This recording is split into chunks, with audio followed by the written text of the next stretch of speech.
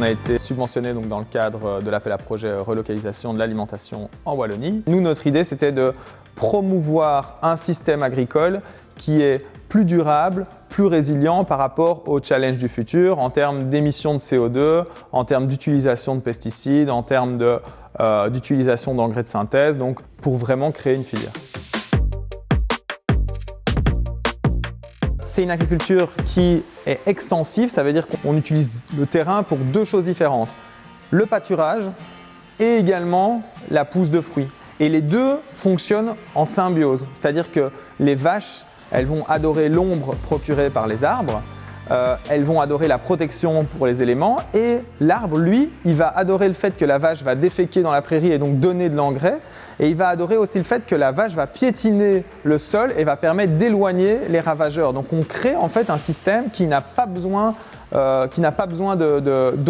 d'aucune aide extérieure pour survivre. On est vraiment artisan de la pomme jusqu'au produit fini. Et ça, c'est vraiment la caractéristique. Donc on va faire des jus de fruits, des cidres, des eaux de vie.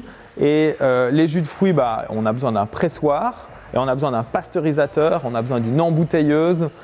Et pour le cidre, là on va avoir besoin vraiment de grosses cuves de fermentation qui vont nous permettre de fermenter du jus de pomme.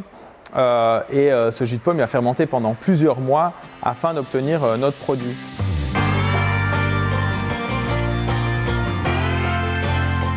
La Belgique, c'est le pays de la pomme, c'est le pays de la poire. Mais dans les faits, du jus de pomme aussi non conventionnel de supermarché, il y a une chance sur deux que les pommes, elles ne viennent pas de chez nous. Parfois, ça vient de beaucoup plus loin. Si c'est du jus concentré, le concentré, il y a une chance pour qu'il vienne de Chine.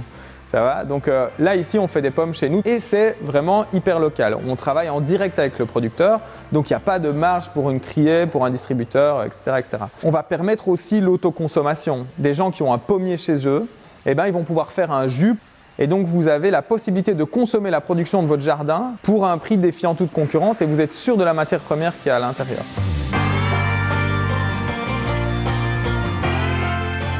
La pomme de verger aux tiges qui a quasi disparu alors qu'elle était partout jusque dans les années 70 en Wallonie, elle était cultivée pour son goût. Et donc en faisant des jus ou faisant des produits à base de ces pommes, en fait, on fait du goût. On va vraiment faire de la complexité de goût et quand les gens vont goûter nos produits, ils vont dire « Ah, mais en fait, c'est ça du jus de pomme ».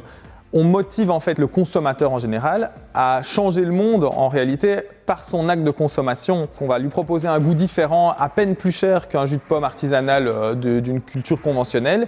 Donc le goût, il est là, c'est bon et nous, on vend une agriculture qui défonce pas la planète.